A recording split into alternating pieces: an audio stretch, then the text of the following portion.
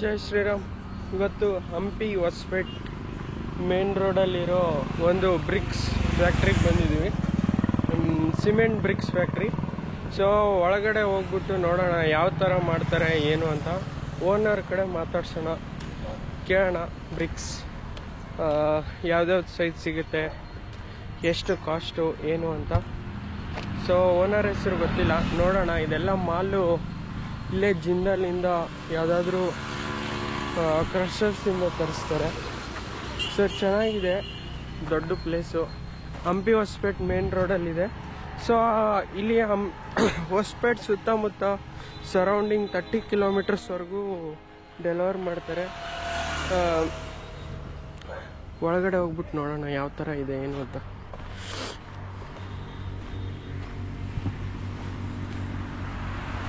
ಅಕ್ಕಪಕ್ಕ ತೋಟಗಳೆಲ್ಲ ಇದೆ. ಇದು ಮಲ್ಪನ್ ಗುಡಿ, ಮಲ್ಪನ್ ಗುಡಿನಲ್ಲೇ ಇದೆ, ಹೊಸ ಮಲ್ಪನ್ ಗುಡಿನಲ್ಲಿ.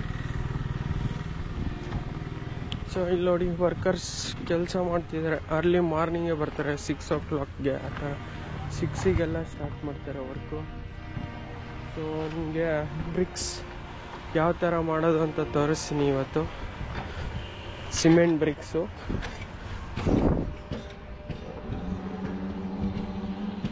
ಹೊಸ ಇದು ಅಡ್ರೆಸ್ಸು ಹೊಸ ಮಲ್ಪನ್ ಗುಡಿ, Hampi road, Vijayanagara, Hospet. Concrete and power like tiles manufacturing ಎಲ್ಲ ಇರುತ್ತೆ ಇಲ್ಲಿ.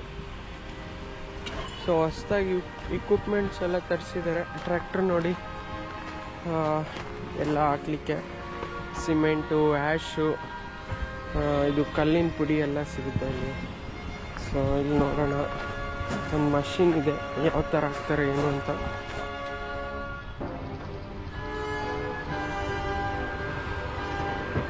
ಸೊ ಫಸ್ಟು ಬಂದ್ಬಿಟ್ಟು ಇಲ್ಲಿ ಕಲ್ಲಿನ ಪುಡಿ ಎಲ್ಲ ಹಾಕ್ತಾರೆ, ಮಣ್ಣು, ವೇಸ್ಟ್ ಮಣ್ಣು.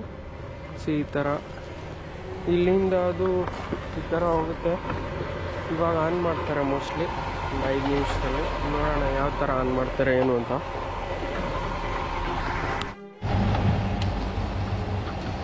ನೋಡಿ ಯಾವ ಥರ ಹೋಗುತ್ತೆ ಮಣ್ಣೆಲ್ಲ. ಕ್ರಷರ್ ಮಣ್ಣಿದು ತಿಂಗಳಿಗೆ.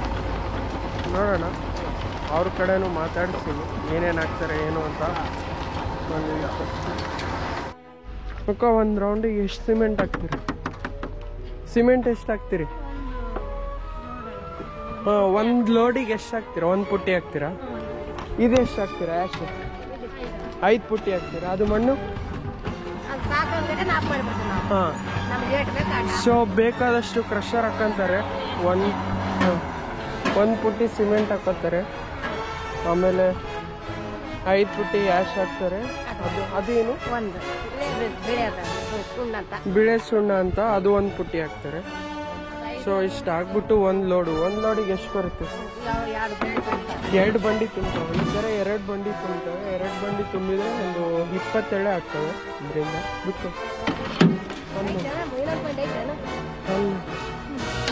ಸೊ ಈ ಥರ ವರ್ಕ್ ಆಗುತ್ತೆ ನೋಡಿ ಸಿಮೆಂಟು. ಸೊ ಇದು ಒಂದು ಇಕ್ವಿಪ್ಮೆಂಟು, ಮಿಕ್ಸ್ಚರ್ ಅಂತಾರೆ. ಸೊ ಸಿಮೆಂಟ್ ಎಲ್ಲ ಮಿಕ್ಸ್ ಮಾಡಿಬಿಟ್ಟು ಸುಣ್ಣ ಆಮೇಲೆ ಆ್ಯಶು, ಆ ಪೌಡ್ರು ಎಲ್ಲ ಈ ಥರ ಹಾಕ್ಬಿಟ್ಟು ಮಿಕ್ಸ್ ಮಾಡ್ತಾರೆ.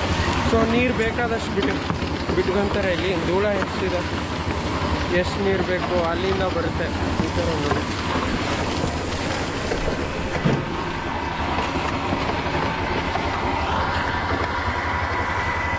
ಸೊ ಇಲ್ಲಿಂದ ದಪ್ಕೊಂಡೋಗಿ ಅಲ್ಲಿ ಮಷಿನ್ ಇದೆ, ಸಿಮೆಂಟ್ ಮಾಡೋ ಮಷಿನ್ ಇದೆ. ಸೊ ಇದು ನೋಡಿ, ಈ ಡಬ್ಬ ಬಂಡಿನಲ್ಲಿ ಹಾಕ್ಕೊಂಡು ಹೋಗ್ತಾರೆ, ಅದು ಈ ಥರ. ಸೊ ಇಲ್ಲಿ ಮಿಷಿನ್ ಯಾವ ಥರ ಐಟಮ್ಗಳನ್ನ ಮಾಡ್ತಾರೆ ನೋಡೋಣ. ಫಸ್ಟ್ ಈ ಥರ ಹಾಕ್ತಾರೆ ಇಲ್ಲಿ ಬಂದು. ಸೊ ಅಣ್ಣ ಮೆಷಿನ್ ಆಪ್ರೇಟರು ಈ ಥರ.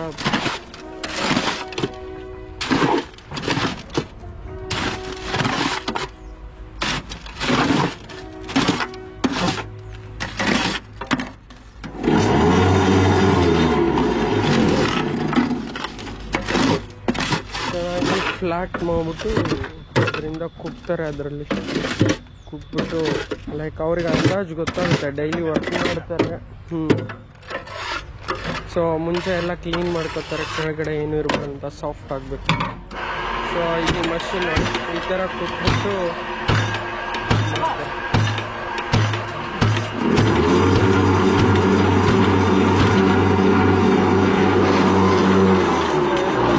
ಅದೇ ಥರ ಮುಂದೆ ಬರ್ತಾರೆ.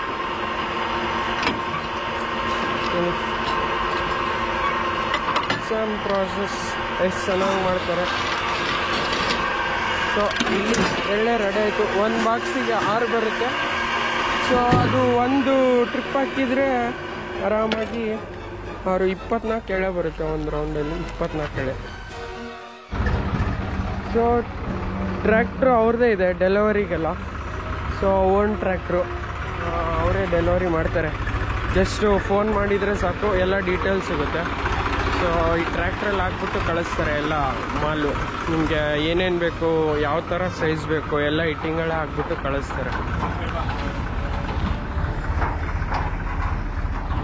ಸೊ ಅಲ್ಲಿ ಹೋಗ್ಬಿಟ್ಟು ಅವ್ರ ಕಡೆ ಕೇಳೋಣ ಏನೇನು ಹಾಕ್ತಾರೆ. ಸೊ ಇದೆಲ್ಲ ನಿನ್ನೆ ಮೊನ್ನೆ ಮಾಡಿರೋ ಎಳ್ಳೆಗಳು.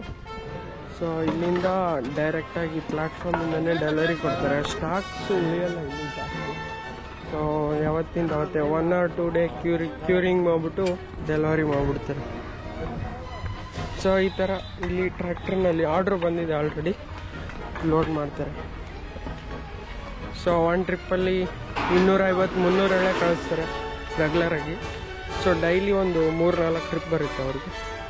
ಸೊ ಡಿಪೆಂಡ್ಸ್ ಆನ್ ಎಷ್ಟು ಜನ ಬರ್ತಾರೆ. ಈ ಕಡೆ ತುಂಬ ಇದೆ ಎಳೆ ಫ್ಯಾಕ್ಟ್ರಿ, ಲೈಕ್ ಇಂಡಸ್ಟ್ರೀಸ್ ಎಲ್ಲ.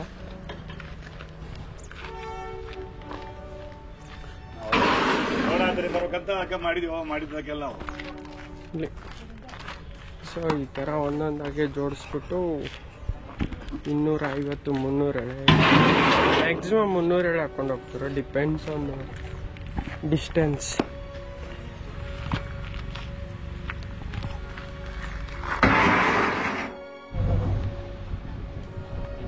ಸೊ ಓನರ್ ಬಂದಿದ್ದಾರೆ ಸೈಟಲ್ಲಿ.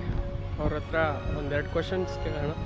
ಏನು ಮಾಡ್ತಿದ್ರು ಮುಂಚೆ, ಇವಾಗ ಏನು ಮಾಡ್ತಿದ್ದಾರೆ, ಮೋಟಿವೇಶನ್ ಏನು ಇಲ್ಲಿ ಬರೋದಕ್ಕೆ ವಾಪಸ್ಸು. ಅವರು ಹೊರದೇಶದಲ್ಲಿದ್ದರು ದುಬೈಯಲ್ಲಿ, ಇಲ್ಲಿ ಬಂದು ಮತ್ತೆ ಬ್ರಿಕ್ಸ್ ಫ್ಯಾಕ್ಟ್ರಿ ಸ್ಟಾರ್ಟ್ ಮಾಡಿದ್ದಾರೆ.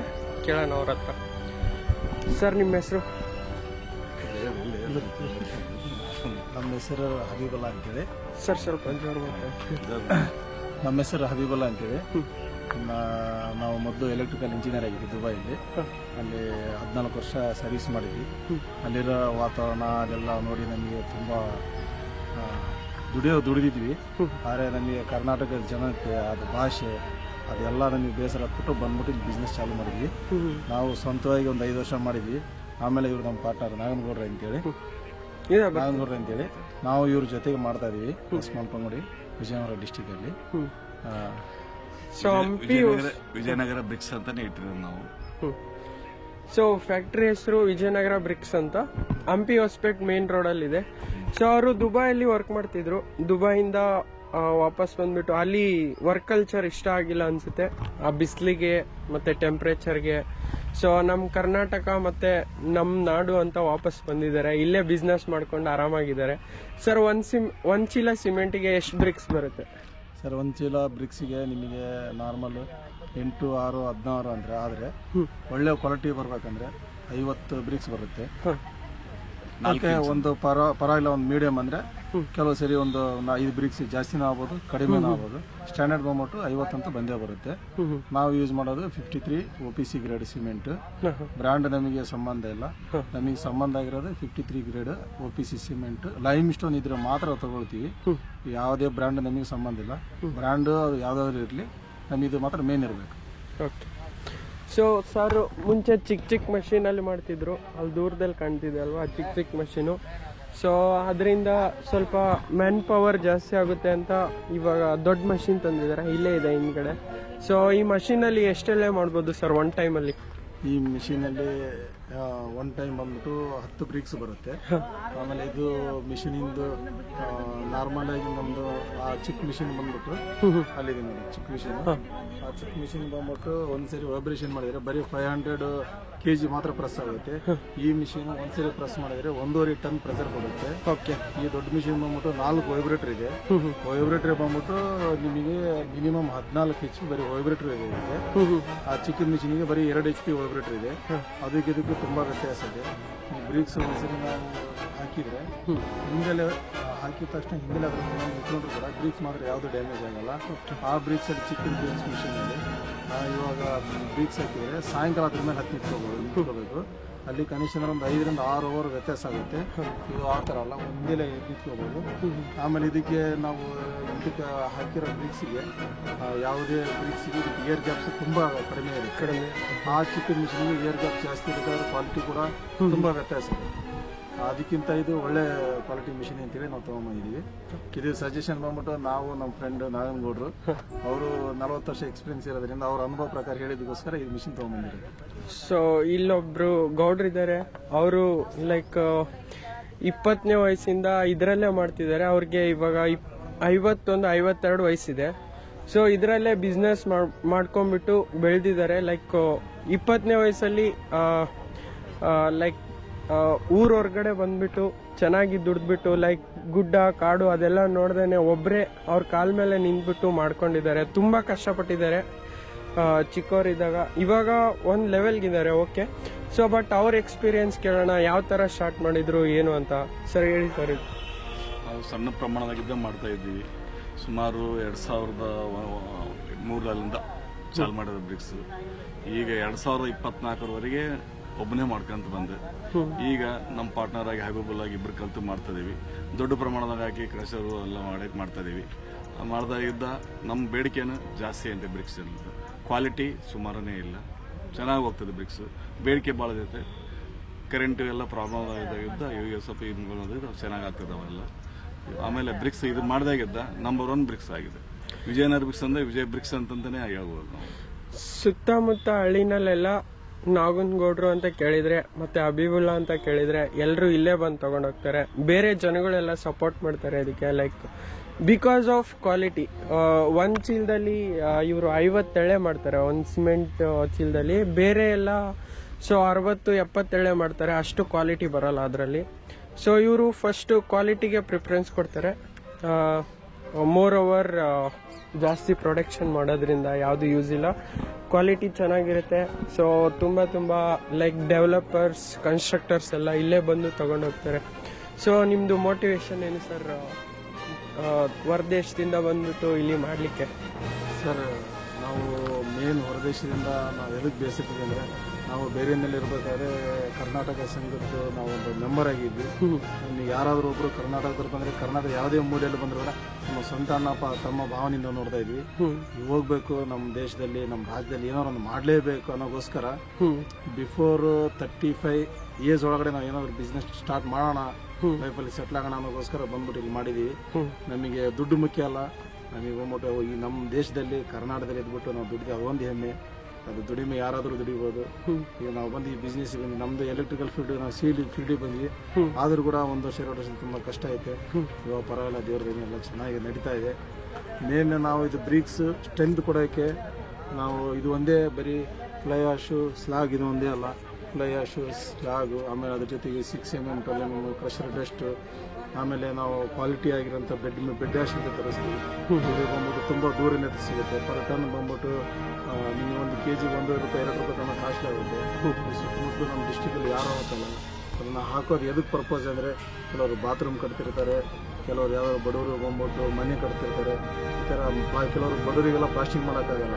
ಪ್ಲಾಸ್ಟಿಂಗ್ ಮಾಡೋಕ್ಕಾಗಲ್ಲ ಅಂದಮೇಲೆ ಅದು ಬ್ರಿಕ್ಸ್ ಎಲ್ಲ ಸಿಂಕ್ ಆಗ್ಬಿಟ್ಟು ಡ್ಯಾಮೇಜ್ ಆಗುತ್ತೆ. ಡ್ಯಾಮೇಜ್ ಆಗಬಾರ್ದು ಅನ್ನೋದಕ್ಕೋಸ್ಕರ ನಾವು ಬೆಡ್ ಆಶ್ ಅಂತ ಹೇಳ್ಬಿಟ್ಟು ಇದನ್ನು ಒಂದು 2 ರೂಪಾಯಿ 1 ರೂಪಾಯಿ ಒಳ್ಳೆ ಜಾಗದಲ್ಲಿ 50 ಪೈಸೆ ಹೋದ್ರೂ ಪರವಾಗಿಲ್ಲ ಅಂತೇಳಿ ಕ್ವಾಲಿಟಿ ಮೇಂಟೈನ್ ಮಾಡೋಕ್ಕೋಸ್ಕರ ನಾವು ಅದು ಹಾಕ್ತಾ ಇದ್ದೀವಿ. ಒಂದು 50 ಪೈಸೆ ಕಡಿಮೆ ಸಿಕ್ಕರೂ ಪರವಾಗಿಲ್ಲ, ತೊಗೊಂಡು ಹೋದ್ರೆ ನೆನೆಸ್ಬೇಕು ಅಂತೇಳಿ ನಮ್ಗೆ ಏನು ಕ್ವಾಲಿಟಿ ಇರಬೇಕಂತ ಅದಕ್ಕೋಸ್ಕರ ಮಾಡ್ತಾ ಇದ್ದೀವಿ. ನಮ್ಮ ಅನುಭವ, ಆಮೇಲೆ 2ನೇದು ನಮ್ಮ ಜೊತೆಗಾರ ಅಂತ ನಾಗನಗೌಡರ ಅನುಭವದಿಂದ. ಸರ್, 1 ಬ್ರಿಕ್ಸ್ ಎಷ್ಟಕ್ಕೆ ಸೇಲ್ ಮಾಡ್ತೀರಾ? ಸರ್ ನಾವು ನಿಮಗೆ ಈಗ ಮಾರ್ಕೆಟಲ್ಲಿ ನಡೀತಾ ಇರೋದು 28, 29 ನಡೀತಾ ಇದೆ. ಇದು ಹೆಂಗಂದರೆ ಮಾರ್ಕೆಟಲ್ಲಿ ಶೇರ್ ಮಾರ್ಕೆಟ್ ಥರ ಯಾವಾಗ material rate cement rate hike ಆಗುತ್ತೆ ಅದ್ರ ಪ್ರಕಾರ ನಾವು ಹೈಕ್ ಮಾಡಲೇಬೇಕಾಗುತ್ತೆ. ಲಾಸ್ಟ್ ಇಯರ್ ನಮ್ಮ ಸಿದ್ದರಾಮಯ್ಯ ಅವರು ಗೌರ್ಮೆಂಟ್ ಬರಬೇಕಾದ್ರೆ ಕರೆಂಟ್ ಬಿಲ್ಲು ಕಡಿಮೆ ಇತ್ತು. ಈಗ ಆಟೋಮೆಟಿಕ್ ವಿದ್ಯುತ್ತೆಲ್ಲ ಫ್ರೀ ಕೊಟ್ಬಿಟ್ಟು ನಮ್ಗೆ ಏನು ಮಾಡಿದ್ದಾರೆ, ನಮಗೆಲ್ಲ ಕಮರ್ಷಿಯಲ್ದಾಗೆಲ್ಲ ತುಂಬ ಏರಿಸ್ಬಿಟ್ಟಿದ್ದಾರೆ. ಅದು ಒಂದು ಪ್ರತಿ ವರ್ಷ ನಮ್ಮ ದಸರಾಕ್ಕೆ ಏನು ಮಾಡಬೇಕು, ಲೇಬರ್ಸ್ಗಳಿಗೆ ಇಷ್ಟು ಪರ್ಸೆಂಟೇಜ್ ನಾವು ಜಾಸ್ತಿ ಮಾಡಬೇಕು. ಆ ಜಾಸ್ತಿ ಮಾಡಬೇಕಾದಾಗ ಲೇಬರ್ಗಳದ್ದು ಆಮೇಲೆ ಕರೆಂಟ್ದು ಆಮೇಲೆ ಮೆಟೀರಿಯಲ್ ಜಾಸ್ತಿ ಆದಾಗ ಆಟೋಮೆಟಿಕ್ ನಾವು ಹೈಕ್ ಮಾಡಲೇಬೇಕಾಗುತ್ತೆ. ಹೈಕ್ ಮಾಡಿಲ್ಲ ಅಂದರೆ ನಮಗೆ ಬಿಸ್ನೆಸ್ಸಿಗೆ ತುಂಬ ಡ್ಯಾಮೇಜ್ ಆಗುತ್ತೆ ಸರ್. ಅದಕ್ಕೋಸ್ಕರ ನಾವು ಹೈಕ್ ಮಾಡ್ತಾ ಇರ್ತೀವಿ. ಕಾನ್ಸ್ಟೆಂಟಾಗಿ ಇದು ಇರೋಲ್ಲ ಸರ್. ಓಕೆ. ನಮ್ಮದು ಬ್ರಿಕ್ಸ್ ಒಂದೇ ಮ್ಯಾನುಫ್ಯಾಕ್ಚರ್ ಅಲ್ಲ, ನಮ್ಮದು ಬಂದ್ಬಿಟ್ಟು ಕವರ್ ಬ್ಲಾಕ್ ಕೂಡ ಮ್ಯಾನುಫ್ಯಾಕ್ಚರ್ ಇದೆ, ಕ್ರಬ್ ಸ್ಟೋನ್ ಇದೆ. ಕವರ್ ಬ್ಲಾಕಲ್ಲಿ 3 ವೆರೈಟಿ ಇದೆ. ಕೆಲವರು ಕಸ್ಟಮರ್ಗಳು ಬರ್ತಾರೆ, ಇಲ್ಲ ನಮ್ಗೆ ಈ ಸೈಜ್ ಬರೋ ಬ್ರಿಕ್ಸ್ ಬೇರೆ ಸೈಜ್ ಹಾಕಿದ್ರೆ ನಮ್ಮ ಹತ್ರ ಅವೈಲೇಬಲ್ ಇದ್ದರೆ ಖಂಡಿತ ಮಾಡಿಕೊಡ್ತೀವಿ, ಇಲ್ಲ ಅಂತ ಹೇಳಲ್ಲ. ಇವರೆಲ್ಲ ರಿಂಗ್ಬೇಕು ನಾರಾಜ ಈ ಕಡೆ ಬಾ.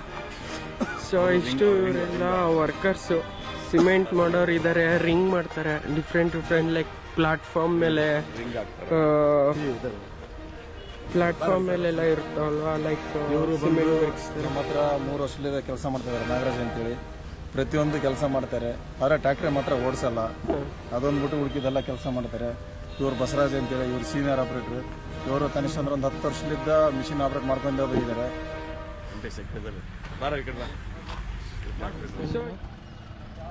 ಸೊ ಇದು ಬ್ರಿಕ್ಸ್ ಫ್ಯಾಕ್ಟ್ರಿ ಥಿಂಗ್ಸ್. ಅವ್ರ ಕಡೆ ಮಾತಾಡ್ಸಿದ್ವಿ, ಅವ್ರ ಮೋಟಿವೇಶನ್ ಲೈಕ್ ದುಬೈಯಿಂದ ವಾಪಸ್ ಬಂದ್ಬಿಟ್ಟು ಮಾಡ್ತಿದ್ದಾರೆ. ಸೊ ನೋಡೋಣ ಇಷ್ಟು